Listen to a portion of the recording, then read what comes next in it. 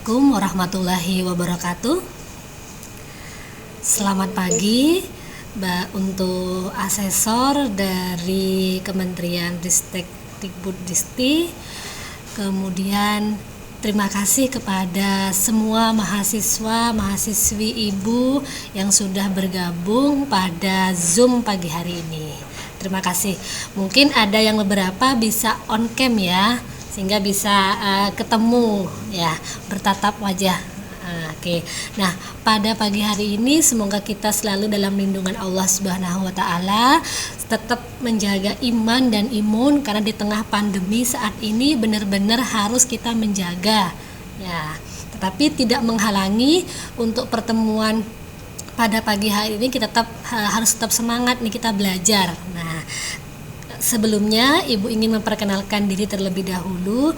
Ibu adalah dari program studi pendidikan ekonomi STKIP PGRI Bangkalan.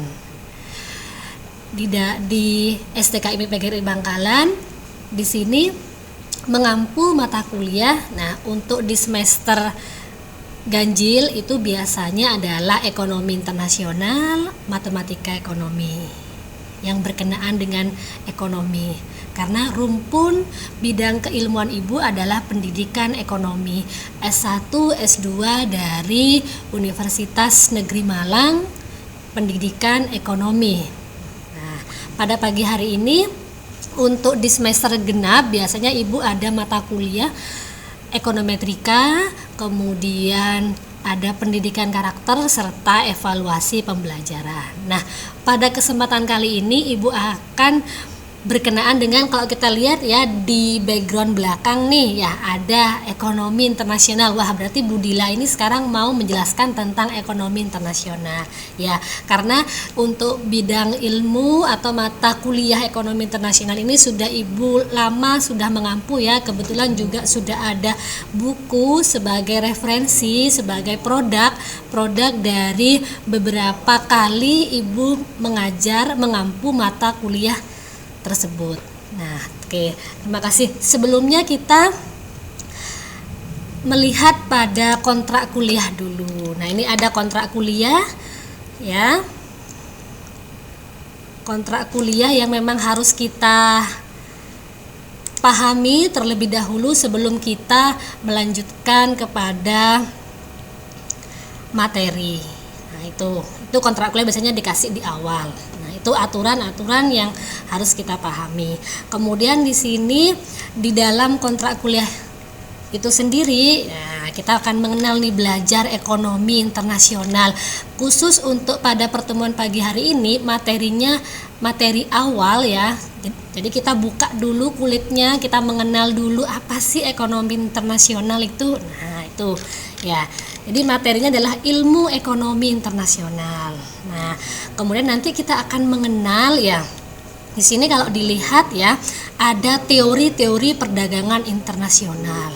Ya, jadi beberapa teori yang memang sudah lama dianut bagi para ekonom ya, yang ada di belahan negara.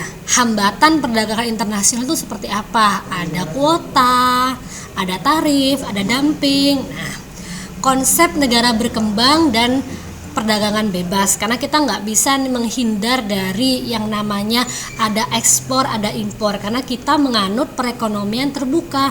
Pasti kita membutuhkan negara lain di dalam kebutuhan ya dalam negeri kita.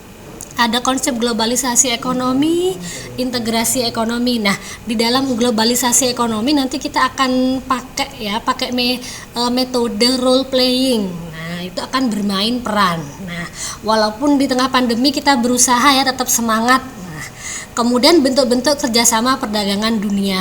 Nah, seperti ada OPEC, ada APEC, ada PBB, WTO. Nah, itu yang nanti kita akan berbicara di situ. Nah, ada bea dan cukai. Wah, Bu, saya sering nih mendengar Bu, misalnya ada rokok ya Bu, ada cukai. Nah, cukainya itu apa? Nah, itu di situ ada beberapa aturan yang memang pajak tersebut disetorkan kepada negara ya, menyumbang kepada APBN. Kemudian ada konsep ekspor impor, neraca pembayaran internasional. Nah, karena kita untuk di dalam neraca pembayar internasional seperti TKI, TKW itu juga penyumbang ya, penyumbang devisa terbesar negara sebagai pahlawan devisa. Jadi kita harus mengapresiasi, ya kita harus menghargai. Kemudian pasar valuta asing. Nah, Bu, misalnya saya dapat kiriman uang dari orang tua lagi kerja di Malaysia. Nah, itu ditukarkan ke Indonesia tuh gimana caranya? Nah, di situ ada perhitungannya. Kita pakai kurs jual apa kurs beli. Nah, di situ ini ya. Oke. Jadi beberapa materi sudah Ibu ada yang kita bagi kelompok, ada role playing, ada diskusi kelas, ada observasi. Nah, observasi ini biasanya untuk prodi ekonomi ya, itu sudah ada kerjasama dengan kantor Bea Cukai. Yang pertama dulu kita kerjasama dengan kantor Bea Cukai yang Pabean yang di Surabaya. Nah, kita mengenal tentang ekspor impor yang khususnya melalui laut. Nah, kemudian ada juga kerjasama prodi kami di STKIP PGRI Bangkalan dengan kantor Bea Cukai yang dari Madura, di mana dia membawahi 4 kabupaten. Karena kita tahu Madura itu khususnya ya dari Sumeneb, Pamekasan itu penghasil tembakau ya, tembakau besar, sehingga memang perlu aturannya untuk pengawasan, menghindari rokok-rokok ilegal. Nah, itu bahasan di dalam ekonomi internasional. Kemudian khusus di dalam pertemuan pertama kita mengenal dulu lah ya.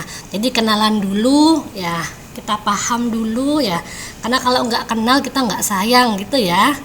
Oke, jadi kita nggak ada ruginya belajar ekonomi internasional, walaupun misalnya Bu, ekonomi internasional itu adalah lingkupnya makro Bu, sudah kita pelajari makro, tapi khusus di dalam ekonomi internasional itu kita bisa tahu nantinya.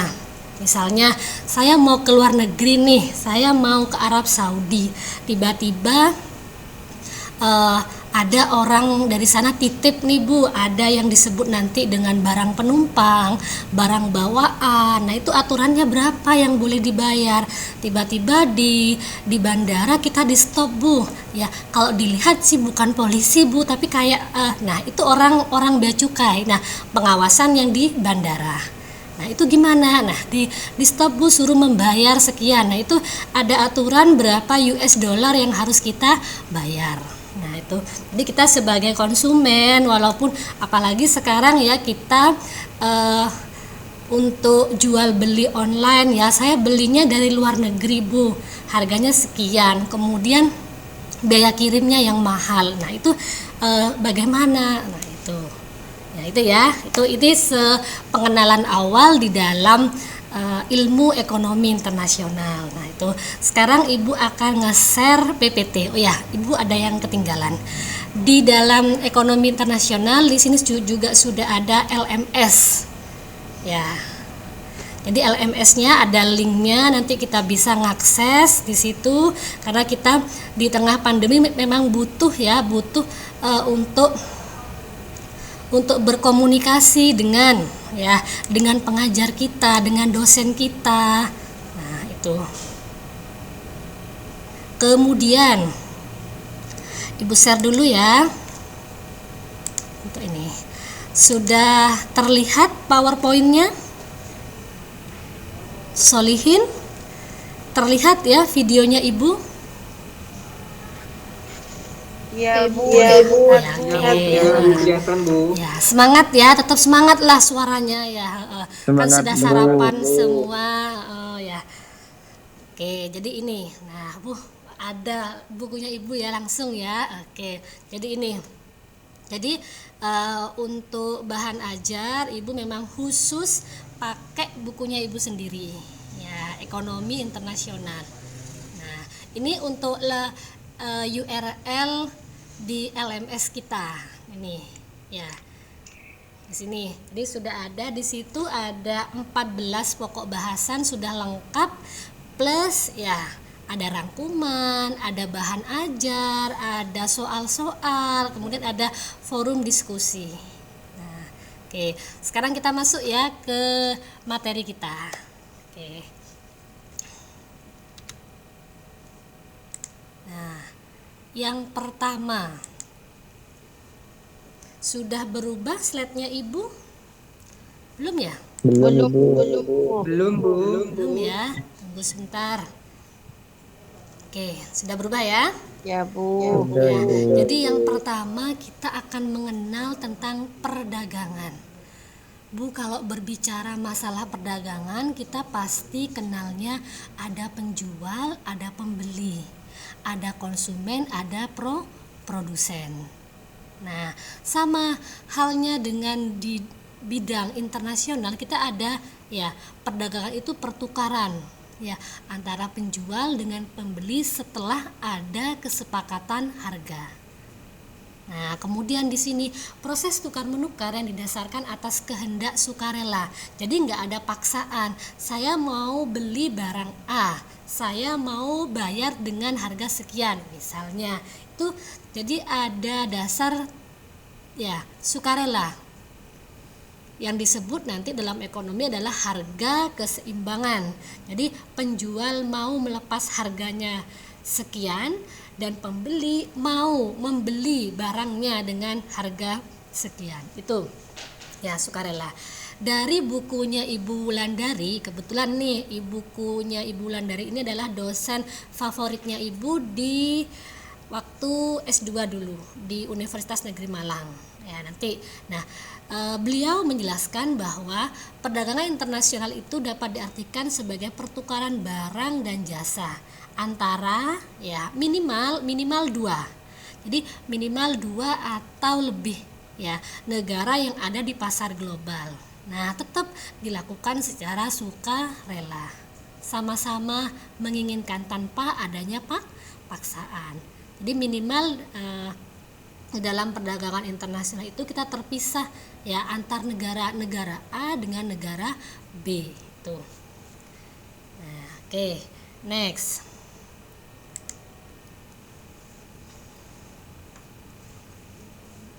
Nah, tadi tentang konsep perdagangan, sekarang konsep perdagangan internasional. Nah, menurut Budiono tahun 2000 ya menjelaskan bahwa kegiatan pertukaran barang maupun jasa antar negara yang memiliki hubungan perdagangan.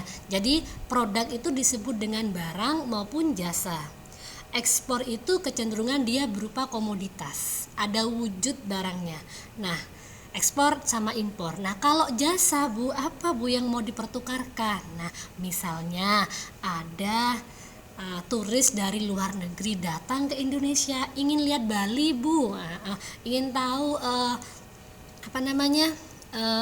Gunung Bromo misalnya ya, alamnya seperti apa. Nah, itu disebut dengan jasa.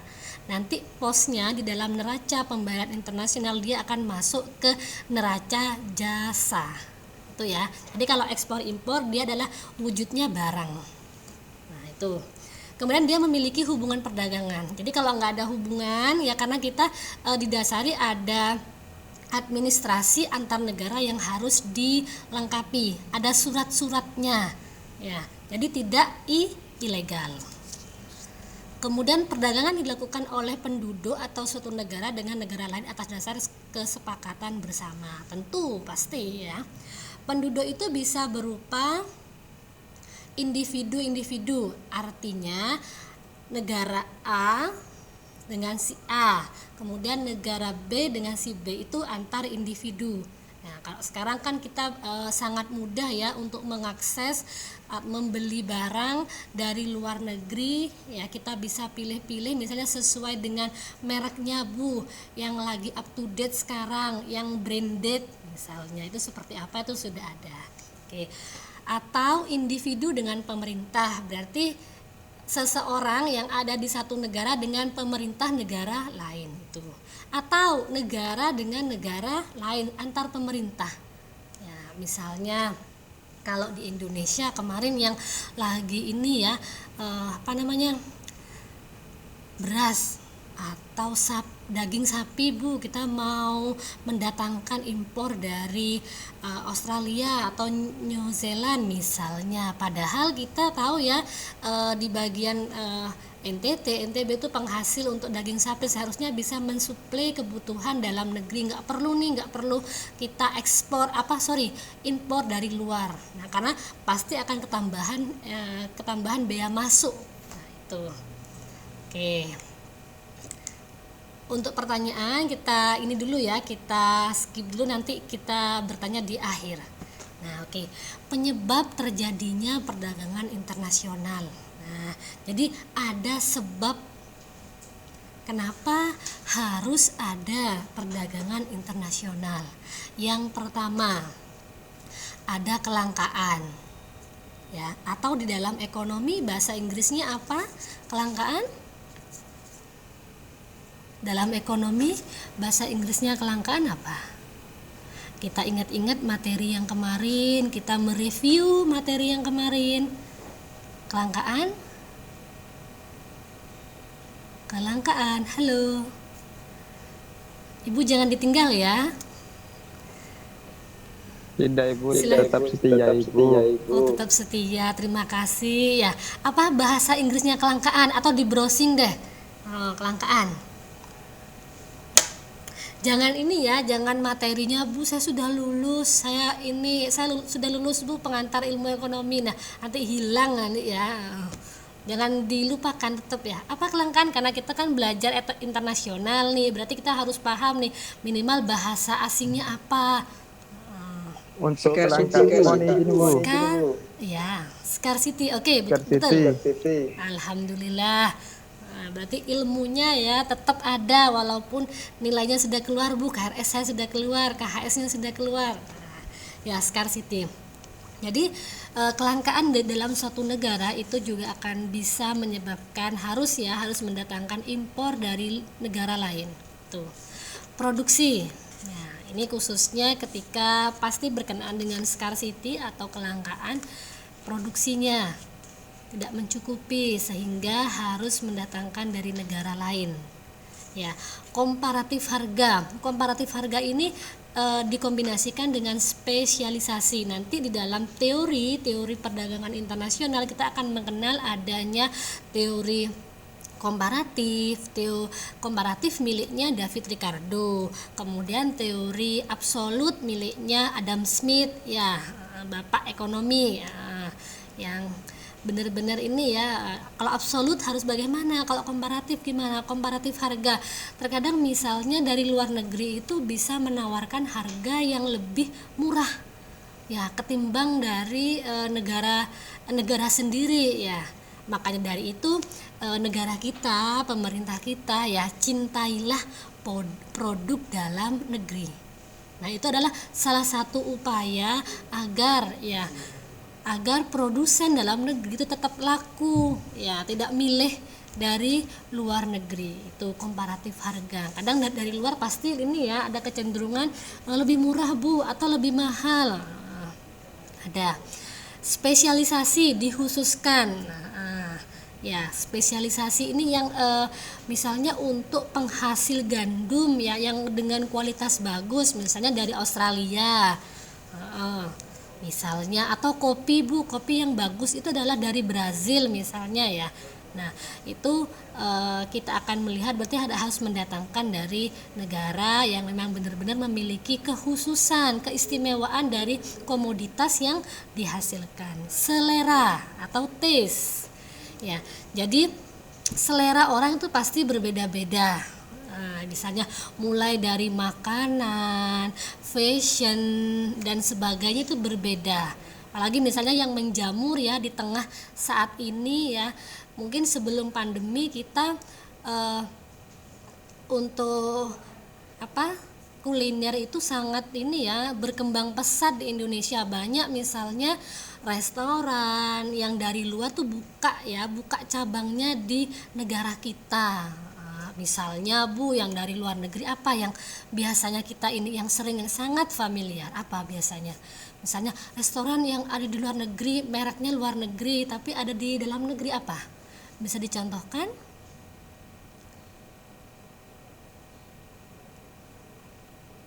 mufarohah. Nah, makanan mufarohah, restoran kira-kira apa yang sering ini, yang banyak menjamur di negara kita?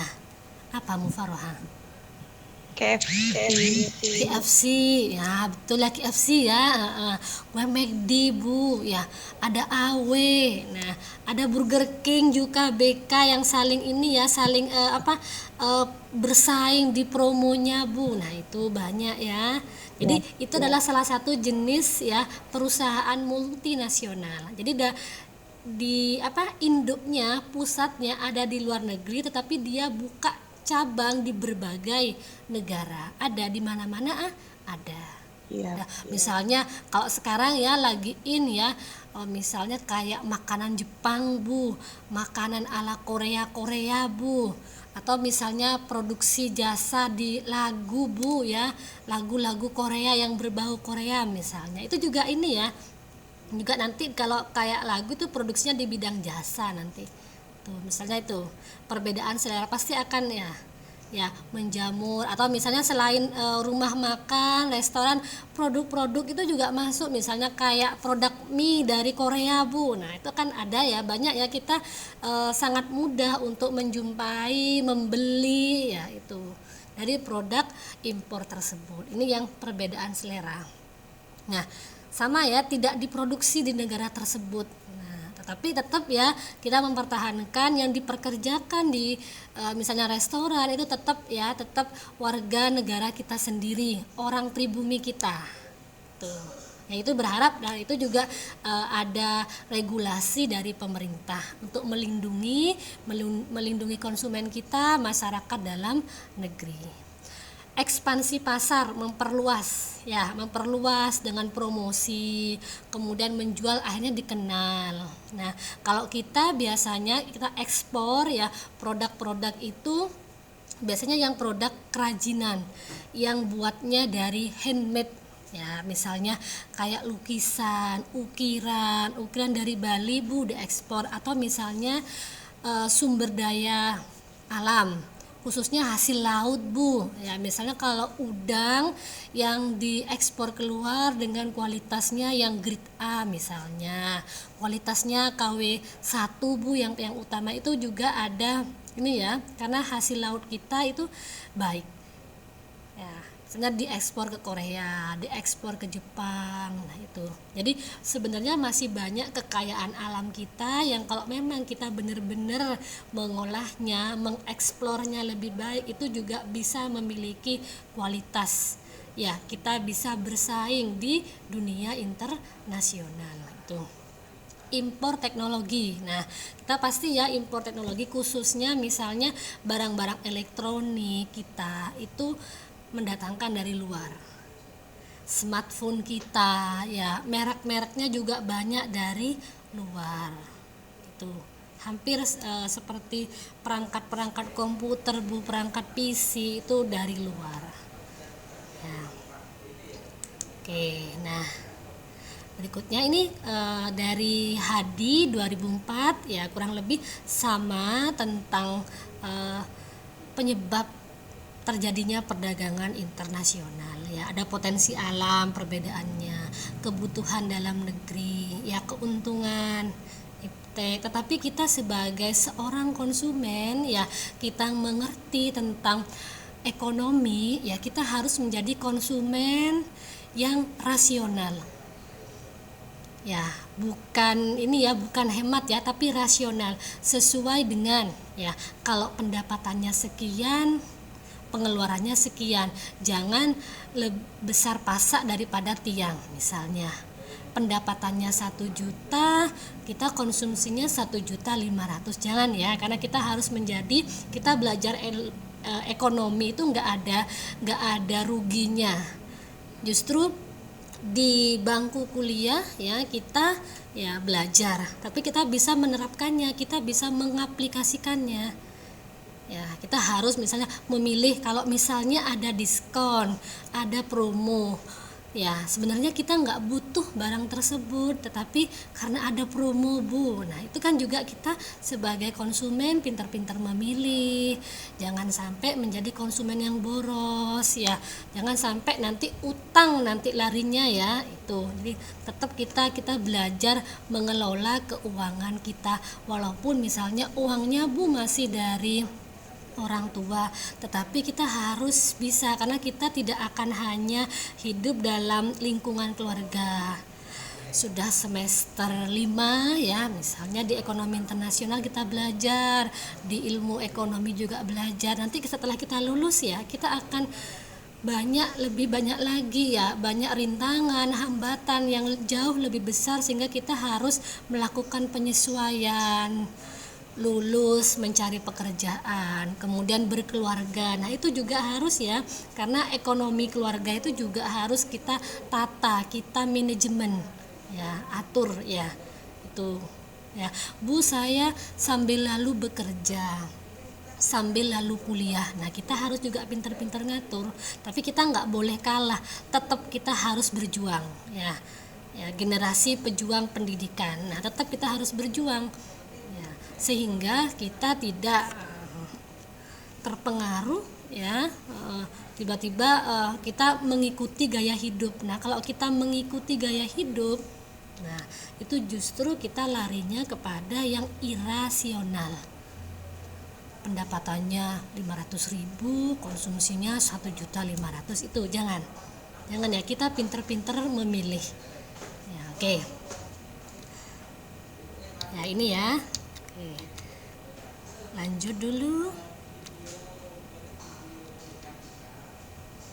Nah, peranan dan keuntungan dari adanya perdagangan internasional. Nah, secara garis besar itu ada tiga poin.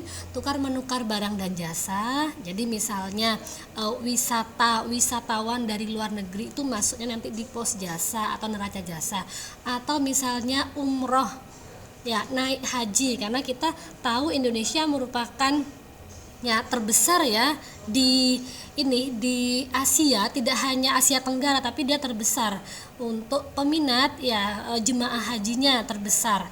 Kalau kita turunkan ke Indonesia, di berbagai provinsi, Jawa Timur menempati urutan pertama ya.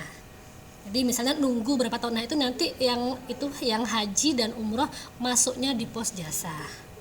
Itu pergerakan sumber daya ya, karena melalui ekspansi, melalui misalnya ada orang mengenalkan ya.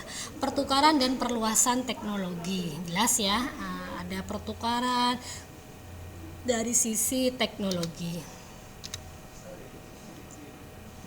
Nah, permasalahan yang ada, wah ternyata nih ekonomi internasional juga ada masalahnya ya. Pola perdagangan berbeda ya tiap-tiap negara, baik dari sisi mata uang yang digunakan itu pasti akan berbeda. Harga ekspor dan impornya ya kena berapa, manfaat dari perdagangan itu sendiri ya, pengaruh makro ya, apakah di dalam neraca itu dia menerapkan surplus atau defisit. Nah, politik perdagangan luar negeri, aktif atau pasif. Persekutuan perdagangan, nah ini berkenaan dengan kerjasama ya, Indonesia masih tergabung di WTO ya, kemudian Indonesia juga di APEC ya, di OPEC ya, penghasil minyak mentah ya, tapi kita berupaya terus ya mengembangkan SDM kita, sehingga minyak mentah itu tidak hanya diekspor dalam bentuk mentah, tetapi dengan produk-produk turunannya, sehingga menghasilkan nilai tambah, ada value added-nya, modal luar negeri serta pengalihan teknologi. Oke, terima kasih ya, matur sakalangkong ya. Oke, terima kasih.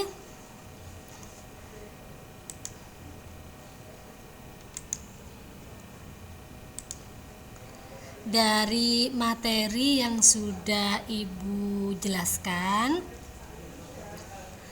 ya tentang ilmu ekonomi internasional, mungkin ingin sharing, ingin bertanya, ya Ibu persilahkan. Monggo yang mau bertanya. Mumpung ketemu kita ya. Oke, silakan, ada yang raise hand, ada Alhasir. Silakan, semester 2 ya? Semester 3 ya? Semester 3 Ibu. Iya, alhamdulillah. Insya Allah nanti akan ketemu lagi sama Ibu. Ya, Baik, oke, Ibu. silakan Alhasir. Mohon izin ya Bu, ingin bertanya. Silakan. Baik, Assalamualaikum warahmatullahi taala wabarakatuh. Waalaikumsalam warahmatullahi wabarakatuh. Silakan.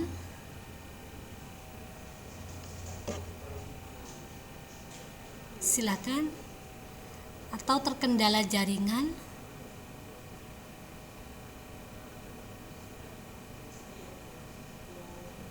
Mufarroha juga mau bertanya. Alhasir dulu ya, Mufar. Iya, Bu. Oke. Alhasir kemana?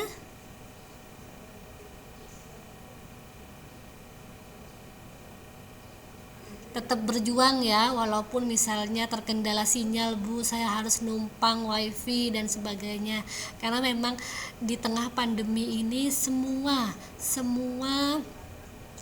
aspek bidang itu terdampak ya. Kita berdoa semoga tetap diberikan kesehatan, segera berakhir sehingga kita bisa bertatap muka langsung di kelas, karena guru itu ya, pengajar itu gak bisa digantikan ya. Ingin tetap ya bertemu, bertatap muka sehingga tahu ini paham tidak. Nah itu Alhasil, mungkin Ibu skip dulu ya, mungkin dari Mufaroha. Mohon izin Ibu, barusan sinyalnya enggak kurang mendukung Ibu. Iya, Ibu juga mohon maaf. Silakan Alhasil dulu ya. Ya Ibu, sebentar Ibu. Ini Bu, pertanyaannya. Oke, silakan. Assalamualaikum warahmatullahi wabarakatuh. Di sini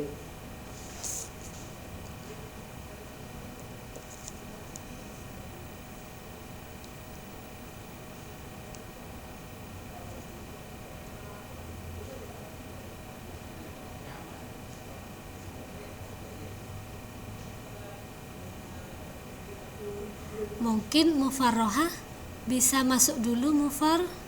Baik, sambil menunggu Alhasir bergabung lagi. Baik, Ibu. Monggo. Assalamualaikum warahmatullahi wabarakatuh. Waalaikumsalam. Saya mau bertanya, Ibu, dampak adanya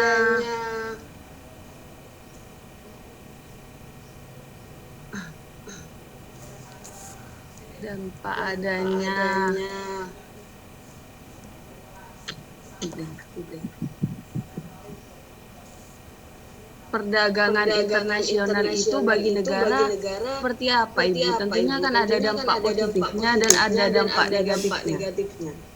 Mohon dijelaskan soal dampaknya. Alhamdulillah, terima kasih atas pertanyaannya. Pertanyaan sangat bagus ya. Jadi dari Mufarrohah, dampak dari adanya perdagangan internasional, baik dilihat dari sisi positifnya dan negatifnya, Bu, apa? Oke, di sini Ibu pilah dulu yang dari sisi positifnya dulu. Jadi kita yang baik-baiknya dulu ya. Oke. Jadi dengan adanya perdagangan internasional, dari sisi positifnya kita bisa merasakan atau misalnya mengenal produk dari luar negeri. Kita tahu produk dari negara lain ya. Sehingga kita bisa membandingkan sebagai seorang konsumen, ini baik dengan harga sekian kualitasnya, ini kurang baik harganya sekian, sehingga itu ya. Kemudian dengan adanya kerjasama kita bisa memanfaatkan ya dari sisi SDM-nya, SDA yang dihasilkan dari negara tersebut. Itu positifnya secara garis besar. Nah, negatifnya adalah persaingan harga. Jadi kalau misalnya harganya lebih murah, Bu, produk dari luar negeri dengan merek yang lebih bagus. Nah, jadi kita sebagai produsen dalam negeri kita akan kalah. Karena kecenderungan konsumen nanti milihnya yang dari luar negeri. Tapi ya produknya ini sama. Nah itu, jadi itu yang benar-benar kita harus mengantisipasi. Jangan sampai ya kita itu menggeser produk dalam negeri kita, budaya kita, sehingga tetap produsen kita membantu karena kalau di dalam ini ya jual beli, walaupun mungkin di internasional nggak ada Bu, tapi secara sederhana ya karakter dari seorang konsumen itu ya kadang kita membeli itu adalah saya tidak membutuhkan Bu barang tersebut, tetapi ada rasa saya kasihan sama penjual tersebut, saya lihat sepi Bu, sudah tua dan sebagainya. Nah ini mungkin pembelajaran yang nggak ada di bukunya Ibu, tapi di sini kita bisa melihat ya dari sisi kemanusiaan, karakter kemanusiaan kita tuh harus juga ada. Kasihan Bu, sudah tua, sudah larut malam, nggak laku-laku misalnya, dagangannya masih banyak, tapi kita membelinya karena faktor kasihan itu. Nggak apa-apa, insya Allah pasti akan tergantikan, insya Allah. Itu asas yang mungkin nggak ada Bu, nggak ada paksaan harus sukarela Bu, asas dalam perdagangan internasional. Tapi kalau kita sudah asas kemanusiaan dulu yang didepankan, ya kita akan membawa manfaat bagi orang lain ya, karena di dalam agama kita ya sebesar-besarnya ini ya manfaat itu adalah yang bisa ya, manusia yang bisa memberikan manfaat bagi orang lain dan sekitarnya itu ya. Nah ini malah Ibu ceramah nanti ya, Mufar. Ya itu Mufar dari Ibu Alhasir. Sudah cukup jelas ya Mufar? Iya Bu, jelas sekali Bu, terima kasih. Alhamdulillah, terima kasih. Sekarang Alhasir, monggo Alhasir sudah bisa bergabung? Bisa Ibu. Oke, nggak terasa ya walaupun kita meet ini ya, kuotanya kesedot Bu. Ya, kuota dari ini gratisan sudah hampir habis ya, kita sudah hampir 40 menit ternyata ya. Iya Bu. Silakan Alhasir terakhir. Iya Ibu. Assalamualaikum warahmatullahi wabarakatuh. Untuk Waalaikumsalam mempersingkat waktu, warahmatullahi di sini saya ingin bertanya Ibu, kan untuk perdagangan internasionalku kan itu harus ada persyaratan yang harus dipenuhi, baik dari negara yang mengekspor dan baik negara yang mengimpor juga Ibu. Itu kan perdagangan internasional kan tadi adanya pertukaran jasa maupun barang. Itu kriteria atau persyaratan yang harus dipenuhi oleh suatu negara ketika ingin adanya perdagangan internasional itu seperti apa Ibu? Sekian, terima kasih. Ya, alhamdulillah, terima kasih Alhasir pertanyaannya. Wah, semangat ini ya pada pagi hari ini. Jadi syarat yang pertama ya itu yang dan utama ya, itu administrasi juga harus dilengkapi ya.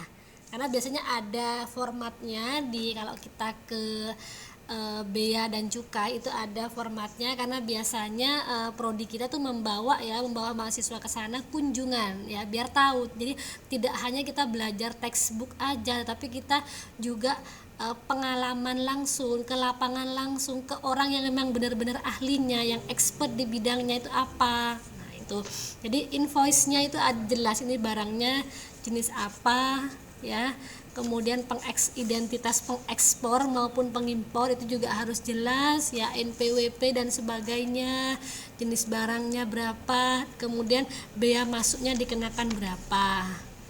Ada misalnya yang bea masuk itu kan digolongkan lagi, kita klasifikasikan, ada yang tergolong barang, misalnya ada barang mewah, ada barang pokok, itu berapa itu ada. Jadi itu aturan administrasi yang harus dilengkapi sebelum pengiriman barang. Itu Alhasir. Ibu kembalikan lagi.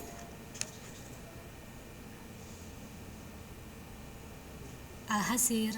Ya Ibu, berarti untuk persyaratannya itu hanya mencakup di bagian administrasinya saja. Ya, bukan hanya ya, tetapi ada beberapa bendel itu yang harus dilengkapi, dan itu biasanya inputnya online. Jadi berbasis data, sistem yang ini. Itu biasanya mengurus dulu ya, ada nomor eksportir, ada nomor importir, nanti di situ ada di kantor bea dan cukai. Iya, ya. Ibu. Terkadang gini, Bu. Kemarin saya dapat pengalaman dan sekaligus ilmu mengikuti sosialisasi DBCH KPPBC, SHT. Itu, Bu, DBH DJBH. itu, Bu, bagiannya bea cukai itu, Bu. Ya, ya, oke. Nah, kemarin kan itu saya tangkap ketika ada barang yang masuk ke negara itu kan harus melalui bea dan cukai, ada bea masuknya. Terkadang bea masuk itu, Bu, lebih kecil persentasenya dibandingkan cukainya seperti itu, Bu. Sekarang peningkatan cukai yang ada di Indonesia itu nominalnya 172,2 triliun. Sedangkan kalau dipresentasikan biaya masuk ketika impor ke negara kita itu ya sekitaran 40 triliun seperti itu, Bu. Terkadang ya TKW yang ada di luar negeri ketika ingin mendatangkan atau membawa barang dari luar negeri itu, Bu, tidak mendaftarkan barangnya dengan alasan-alasan tertentu. Terkadang yang mau ngantri itu kesulitan, Ibu, dan pengen nyampe di rumah. Nah, di situ takutnya, Bu, di bagian administrasinya ketika ya kan perbedaan pendapatnya seseorang itu kan pasti berbeda, Bu. Takutnya orang itu ingin mendaftarkan biaya misalkan handphone yang dibawa itu kan harus didaftarkan melalui IMEI, Bu, IMEI ke cukai di bandara itu. Nah, itu terjadi sendiri kepada adik saya, bukan Mas kerja di Malaysia. Jadi itu nggak didaftarkan, Bu. Ya udah, nggak bisa dipakai di jaringan Indonesia, Bu. Iya, iya. Jadi kita kenal Ya. IMEI ya, dari e-commerce, Iya. itu harus daftar itu karena nanti pasti yang itu ke screening barang yang masuk dari luar tuh ke screening. Nanti kalau tiba-tiba misalnya harganya lebih murah ketimbang pajaknya yang mahal, bea masuknya yang mahal itu Iya, Bu. kadang. Ya, misalnya perjalanan dinas Iya. ke luar negeri, misalnya pejabat negara tiba-tiba bawa barang yang katakanlah bea masuknya mahal dari barang yang dibeli. Nah, itu memang terkendala dari situ. Nanti kita harus jelas administrasi yang seperti apa, karena memang kadang orang itu persepsinya tuh terlalu ribet di administrasi, Bu. Nah, itu kadang seperti itu, padahal kita sudah via online semua ya, barang-barang itu sudah ada ada barcode-nya yang menandakan dia memang dari luar. Itu alhasil. Iya, Ibu. Dan itu, Ibu, sedikit mungkin pengalaman itu, Bu. Katanya orang kemarin Pak Cesar Pratama itu ketika handphone atau barang belum bisa didaftarkan melalui cukai di suatu bandara, itu bisa menghubungi bea dan cukai Madura. Itu kan tempatnya di Pamekasan sekarang, Ibu. Iya. Ya, itu gratis, Ibu, tidak dipungut biaya sekalipun. Dan kebanyakan oknum-oknum yang memanfaatkan itu malah dibuat peluang untuk usaha, Ibu, kayak bayar IMEI 300 itu Ini pengalaman sendiri, Bu. calo ya berarti ya. Iyalah, Ibu. Iya, Kayak jadi satu kita kartu 300.000, 350.000 gitu, Bu. Kalau pas ke bea Padahal cukainya sendiri itu gratis, Ibu. ke kantornya sendiri gratis ya. Iya, Jadi kita Ibu. itu kita sebagai mahasiswa ya, yang katakanlah memiliki pengetahuan akademik yang lebih tinggi dari masyarakat di lingkungan kita itu bisa memberikan manfaat kepada masyarakat sekitar, minimal mengenalkan, tapi dengan menggunakan bahasa yang lebih sederhana ketimbang kita bahasa di perguruan tinggi itu beda, untuk agar orang lain itu paham, mengerti, karena mindset ya setiap orang itu pasti berbeda. Itu ya benar, itu memang harus didaftarkan, karena sebenarnya dari bea dan cukai itu pasti gratis ya, tapi karena memang oknum-oknum tertentu, calo-calo tertentu, sehingga menyebabkan kayak benang merah ya. Itu ya, itu benar Alhasir. Berarti kamu ini ya update sekali tentang pengetahuan kita tentang dunia internasional. Apalagi misalnya kayak bawa cukai, misalnya Bu kayak untuk jemaah haji bawanya rokok satu pak isi 10 misalnya, itu kalau ketahuan itu nanti kena cukai nanti ya di bandara itu ya. Itu Alhasir. Sudah Iya cukup Ibu. Alhasir? Iya Ya, Ibu, oke. mungkin itu Ibu sedikit menambahkan, katanya kemarin itu ketika bawa barang dari luar negeri, kalau tidak melebihi batas maksimalnya berapa kilogram itu lupa saya Ibu, itu tidak dikenakan taraf Ibu. Kan Ya, biasanya ada betul betul. batas bawaan gitu Bu. Ya, Kalau dimisalkan berapa kilogram gitu beratnya Ibu, itu tidak dikenakan taraf di cukai. Ketika melebihi itu mungkin biaya masuk atau cukainya tuh besar Ibu. iya betul betul. Ya Ibu, Ya, terima kasih jadi Bu atas masukan ada dan itu yang jawabannya Bu. disebut dengan ada barang bawaan, ada barang penumpang. Ya, Iya jadi Ibu. kalau bukan berat ya, tetapi di tarifnya ada 12.500 US dollar itu yang maksimal. Kalau lebih dari itu sisanya yang bayar itu. Iya Ibu, iya Oke. Ibu. Terima kasih banyak Oke. Ibu. Terima kasih Alhasil Iya sharingnya, Ibu, terima iya kasih Ibu. sudah mau bergabung. Ya, Iya Ibu. alhamdulillah sudah kita berada di penghujung materi. Ya, terima kasih sudah mau bergabung. Terima kasih kepada semua mahasiswa Ibu. Ya, tetap semangat, tetap menjaga kesehatan. Ya, semoga pandemi ini segera berlalu. Ya. Jadi kita belajar ekonomi, belajar perdagangan internasional itu juga nanti pengaplikasiannya, misalnya saya dapat kiriman dari kakak saya, orang tua dari luar negeri itu tahu gitu ya. Jadi administrasi yang harus dilengkapi seperti apa. Jadi kita nggak ada ini ya, nggak ada negatifnya kita belajar ekonomi. Ya, itu ya. Terima kasih kepada asesor. Semoga apa yang kita pelajari, informasi, pengalaman yang kita sharing pada pagi hari ini semoga bermanfaat, barokah. Assalamualaikum warahmatullahi wabarakatuh. Waalaikumsalam. Waalaikumsalam warahmatullahi taala wabarakatuh.